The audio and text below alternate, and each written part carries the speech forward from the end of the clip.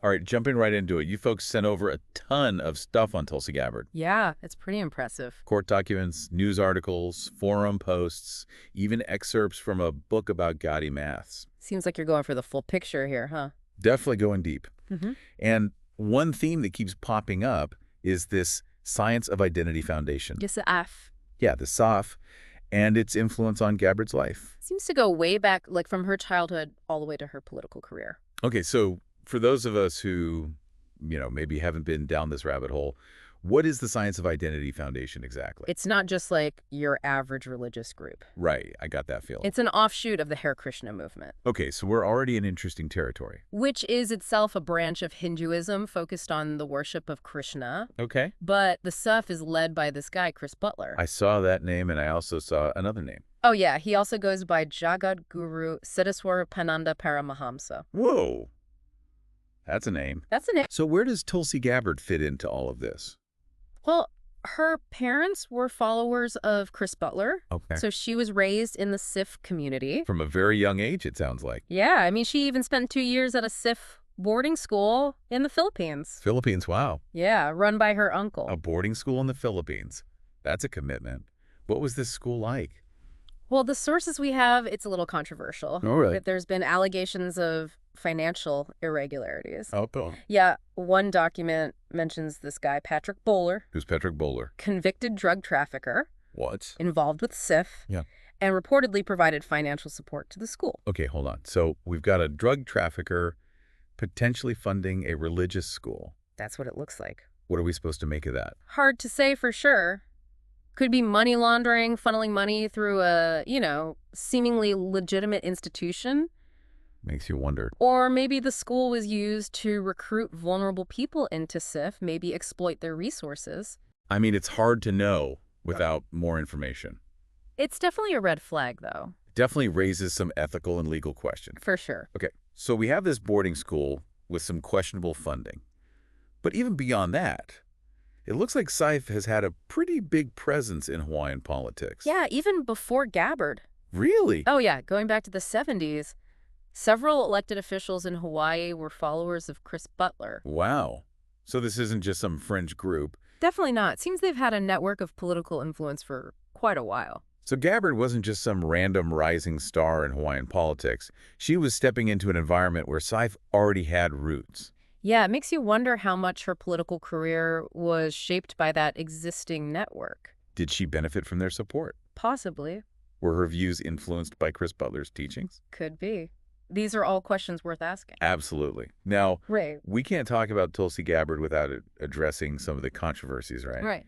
And one of the big ones is her stance on LGBTQ plus rights. Yeah. Early in her career, she was very opposed to same-sex marriage. Which aligns with SIF teachings, I'm guessing. It does. But then she reversed her position later on. She did. Came out in support of LGBTQ plus rights. It's a big shift. Some people praised her for it. Yeah, saw it as her evolving. Others questioned it, wondering if it was sincere. Right. I mean, what do you make of it? Was it a genuine change of heart? Hard to say. It's possible. Maybe she reevaluated her views, saw how things were changing. Or was it a calculated move to appeal to more voters as her ambitions grew? That's also possible. We're in the realm of speculation here. Right, right. A lot of maybes and possiblies when it comes to Tulsi Gabbard. Yeah, that's the nature of this deep dive. But one thing that's not a maybe is her involvement in other controversies, especially when it comes to foreign policy. Yes. Like her support for Bashar al-Assad. The Syrian dictator. The Syrian dictator. That raised a lot of eyebrows. Yeah, a lot of people accused her of siding with a brutal dictator. Which, it's hard to argue with that assessment. It is, but it's worth noting that this position, controversial as it is, aligns with Chris Butler's worldview. Really? Yeah, he's very anti-establishment, doesn't trust mainstream narratives. So it's possible that her personal beliefs, shaped by her upbringing in SEF, are driving her political stances, even when those stances are, dangerous. It's definitely a connection worth exploring. It makes you wonder how much of Gabbard's political persona is really her, and how much is influenced by Chris Butler. It's the million-dollar question, isn't it? It is. Is she her own person, making her own choices? Or is she, as some people have suggested, a puppet of this guru? You're going to need to unpack that. We are. It feels like we're peeling back the layers of an onion here, and each layer is more intriguing and maybe a little unsettling than the last. That's a great way to put it.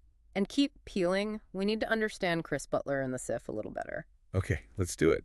Give us the rundown on this Chris Butler guy. What kind of leader is he? How does he wield his influence? Well, the sources paint a complicated picture. Oh, I bet. He's charismatic, people are drawn to him, become devoted, but there are also these allegations of him being controlling, manipulative. Demanding obedience from his followers. That's the picture that emerges. That's not uncommon with these types of groups. No, it's not. And some former SEF members, they go even further. How so? They describe the group as a cult. Whoa. Cult is a strong word. It is. What kind of evidence is there for that claim? Yeah, that's a serious accusation. Well, there are lots of testimonies from former SEF members. And what do they say? They describe a very controlled environment. Butler imposes strict rules on their lives, what they eat, what they wear, who they can date, their careers. So it's more than just spiritual guidance. Much more. Some even say he uses psychological manipulation and intimidation to keep his authority. That's pretty disturbing. It is. Now, it's important to remember these are allegations. We need to be careful. Good. But there are a lot of these accounts from different people describing similar things. So it can't just be dismissed. Exactly. Something's going on here. And then there's the QNet connection. Oh, yeah. Can't forget about that. Mm-hmm. This multi-level marketing company. Seems pretty intertwined with Joseph Bismarck, a longtime Butler devotee, and the Gabbard family. Yeah. It's a whole other layer of this onion. So fill us in. What's the deal with QNet? Well, for starters, Joseph Bismarck owns several homes that are used by SIF. So there's a financial link? Seems like it. But QNet itself, it's got a controversial history. Accusations of pyramid schemes, illegal financial activities. Pyramid schemes, those are illegal, right? Right. Most places, yeah. So how does this all tie back to Tulsi Gabbard? Well, that's what we're here to figure out. Okay, so there's a financial link between QNet and SIF. But what about Tulsi Gabbard? Where does she fit into all of this? Well, that's the million-dollar question, isn't it? It seems like we're uncovering a pretty tangled web here. It is a bit tangled. We have SIF, this potentially controlling religious group. Right. And then there's QNet, this company with all these questionable business practices. And both are connected to the Gabbard family. It's like, what's going on here? Well, the sources you've provided offer some pretty fascinating glimpses into the inner workings of both SIF and QNet. Okay, so what are we seeing? One thing that really struck me was just how much information there is about QNT's alleged financial misconduct. Court documents, news articles, even forum posts from former distributors. All pointing to something shady. It seems that way, yeah. A lot of it points to a pattern of potentially illegal activities. Like what? You mentioned pyramid schemes before. Right, those are definitely part of it. But there are also allegations of money laundering. Okay, hold on. Back up for a second. What's money laundering? In the simplest terms, it's making dirty money look clean. Okay, how do you do that? Usually by moving the money around through a bunch of transactions, making it hard to trace back to the original source. So how does this connect to QNet and SIF? Well, there are allegations that QNet funds were being funneled into SIF, maybe through those properties owned by Joseph Bismarck. The guy with the SIF connection. Exactly. Remember, he's a long-time Butler devotee, and those properties he owns, they're being used by SIF. So they could be using QNet, this company, with its, let's say, creative business practices. Right. To secretly fund SIF and all their activities. That's one possibility, yeah. It's starting to feel like we're in a spy movie or something. It's definitely a possibility that warrants further investigation. If it's true, it suggests a deliberate attempt to hide where their money is coming from. And probably to avoid taxes, too. Potentially, yes. So we have these potential financial crimes, a potentially controlling religious leader, and a political figure whose family is caught in the middle of it all. It's a lot. It is a lot to take in. And it makes you wonder, what are we supposed to believe? It's important to be critical, to think about where this information is coming from, to consider any potential biases. Right, we can't just take everything at face value. But even then, there's a lot of evidence here, and the allegations are pretty consistent. Yeah, it's hard to ignore. It is. Okay, so let's shift gears a little bit, back to SIF. Okay. You mentioned earlier that some former members have called it a cult. Right. That's a pretty loaded term. Can you unpack that a little? Yeah, cult can mean a lot of things to different people. It's not always easy to define. Right. But there are certain characteristics we often associate with cults. Like what?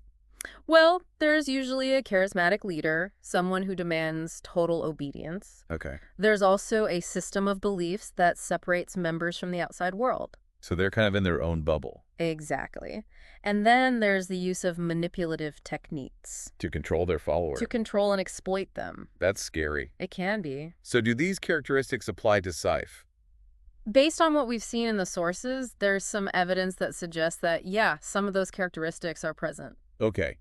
So we've talked about Chris Butler's controlling behavior Right, and the possibility of financial exploitation through Q&Net. right. But what about the beliefs themselves? Well, some former members have described the SIF's belief system as one that discourages people from thinking for themselves. They're just supposed to accept whatever Butler says. It seems that way. They're encouraged to be unquestioningly obedient to his teachings. Okay, so what we're seeing here is a potential pattern of behavior Right. where Sif uses these tactics to create a group of devoted followers Okay. who are willing to do whatever they're told, whether it's donating money Right. or supporting their political goals, Right. or maybe even engaging in illegal activities like what we're seeing with Q&Net. It's a hypothesis we can't rule out. It's terrifying to think about. It is. And it really makes you question Tulsi Gabbard's involvement. Right. Is she part of this? Does she know what's going on?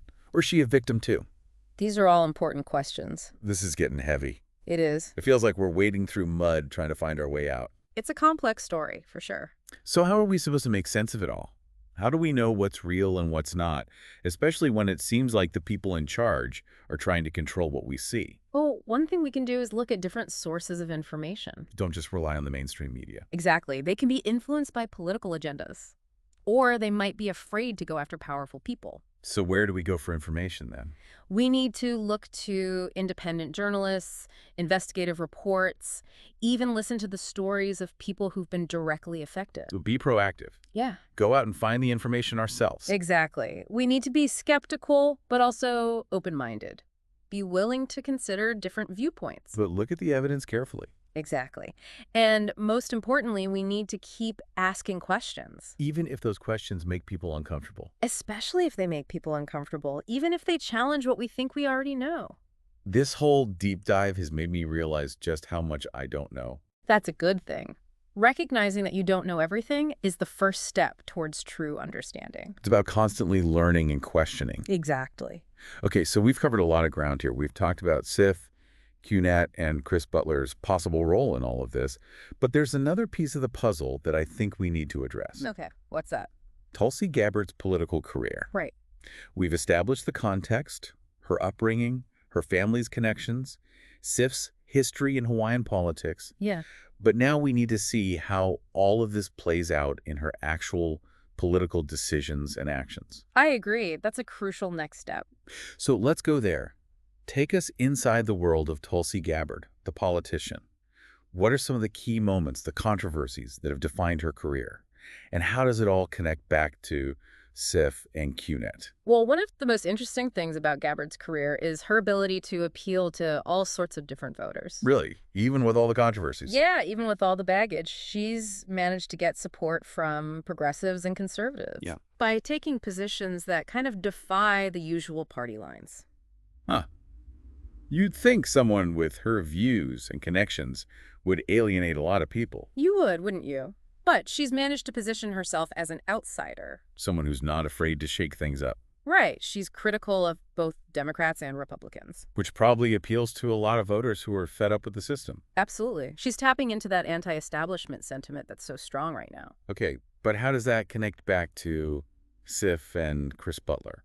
Well, remember how Chris Butler is very anti-establishment himself? Promotes conspiracy theories, distrusts the mainstream narrative. Right. It's possible that Gabbard's views were shaped by his teachings. So she's kind of echoing his worldview. It's definitely possible. Even if she's not explicitly saying, hey, this is what Chris Butler believes. Right. It's like she's internalized his ideology. And using it to push her own agenda. Potentially. That's pretty worrying if you think about it. It is. It makes you wonder how much of her political decision-making is really her own. Or if she's being influenced by someone else. Exactly. Okay, so we're talking about influence. Can you give me some concrete examples where we see this potentially playing out in Gabbard's career? Well, there's her stance on Syria. Her support for Assad.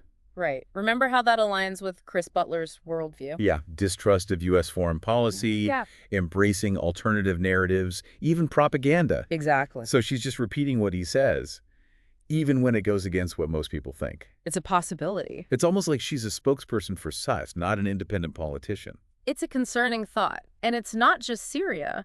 Her views on other foreign policy issues seem to echo Butler's positions, too. Like what? Her opposition to U.S. intervention in Libya. Her skepticism about NATO. It's all starting to fit together.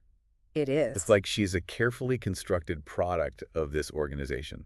That's a strong claim. It is. We have to be careful about jumping to conclusions. But the evidence is pretty compelling. There's definitely more to Tulsi Gabbard than meets the eye. This is mind-blowing. It is fascinating, isn't it? It is, but it's also a little scary. I understand. But that's the power of knowledge. The more you learn, the more you realize you don't know. And the more you question, the closer you get to the truth. Even when that truth is uncomfortable. Especially when it's uncomfortable. Okay, so before we get lost in all the twists and turns of Tulsi Gabbard's political career, I want to touch on one more thing. We've talked about SIF, we've talked about QNet, about Chris Butler's political ambitions. Yeah. But what about Tulsi Gabbard's family? They seem to be right in the middle of all of this. That's a great point. We can't leave them out of the equation. What role do they play in this whole story? Well, Tulsi Gabbard's parents, they've been followers of Chris Butler for a long time. Active members of SIF. Exactly. And they've also been involved in Hawaiian politics for decades. So it's not just Tulsi. Her whole family is connected to SIF. It seems that way. Her father, Mike Gabbard, was a state senator. Her mother, Carol Gabbard, served on the Hawaii State Board of Education. So she grew up in this world. SIF, politics, it was all around her. It was a big part of her life, for sure. It makes you wonder if her political career was almost inevitable. It's possible. Maybe it was just the natural progression of things growing up in that environment. And that raises some big questions about her family's influence on her. It does. Did they encourage her political ambitions? Did they push her towards Chris Butler's teachings? We need to look into that more. Okay, so we have SIF, we have QNet, we have Chris Butler, and now we have the whole Gabbard family all tangled up together. It's a complicated story, no doubt about it. It's like a soap opera or something. A political thriller, maybe? Yeah, with a religious twist. Yeah. This deep dive has really been eye-opening. I thought I knew something about Tulsi Gabbard, but now I'm not so sure. And that's the beauty of it, isn't it? The more we dig, the more we learn. And the more we learn, the more we realize how much there is still to discover. I'm definitely feeling that right now. This is just the beginning. There's so much more to uncover about Tulsi Gabbard. But by carefully analyzing the evidence, thinking critically, and maintaining a healthy skepticism, we can start to understand this complex and, frankly, unsettling story. Wow. Okay, so we've gone pretty deep on Tulsi Gabbard here. Her connections to the SIF, QNet, her family's role. It's a lot to take in, honestly. As we wrap up this deep dive, what are some key takeaways our listeners should remember? You know, I think the biggest thing is appearances can be deceiving. Yeah. Tulsi Gabbard, she's built this image as a progressive outsider, but underneath, well, we've seen what's underneath. A whole web of influences and affiliations that raise some serious questions. Right, like about her motives, her judgment. Yeah. It's definitely not the simple picture she presents. It's not. Makes you think how much of what we see in politics is real and how much is just, I don't know, a show. Yeah, carefully constructed to get people on their side. It's scary to think about. In today's world, with media everywhere, it's so easy for politicians to control what we see, what we hear. Create their own narrative. Exactly. And Tulsi Gabbard, she's a perfect example of why we need to be careful. Be critical of the information we're given. Yeah, don't just take things at face value. Look deeper, you know? Question the motives of these powerful people. It's like what we're doing right now with this deep dive. That's the idea. Taking all these sources, digging into them, trying to understand something that's not so obvious at first glance. Right. And we encourage everyone to do that. Don't just passively accept what you hear. Be curious. Ask questions. Look for different viewpoints. You might be surprised by what you find. I think one thing that's really come through for me is the importance of critical thinking. Oh, absolutely. It's like the essential tool for understanding the world, especially when it comes to things like politics and religion, where emotions are high and things can get manipulated so easily. Right. Critical thinking helps us make good decisions, evaluate evidence, form our own opinions. Not just accepting the first thing you hear. No, it's about questioning everything, challenging assumptions, and being willing to change your mind. If the evidence leads you in a different direction. Right. Being okay with saying, I don't know, or I need more information, not jumping to conclusions. And recognizing our own biases. Oh, that's huge. Being willing to listen to perspectives that challenge our own beliefs. This whole deep dive, it's been like a lesson in critical thinking, honestly. Yeah. Taking this messy story, breaking it down, looking at the evidence, trying to understand it. And hopefully we've given our listeners the tools they need to keep exploring. To learn more about Tulsi Gabbard and all these issues her story brings up. It's a fascinating story, even if it is a bit disturbing. Yeah, it is. But that's the thing about knowledge, right? The more you know, the better equipped you are to make your own decisions, navigate the world. That's the goal. So keep asking those questions, keep digging for the truth, and as always, happy diving.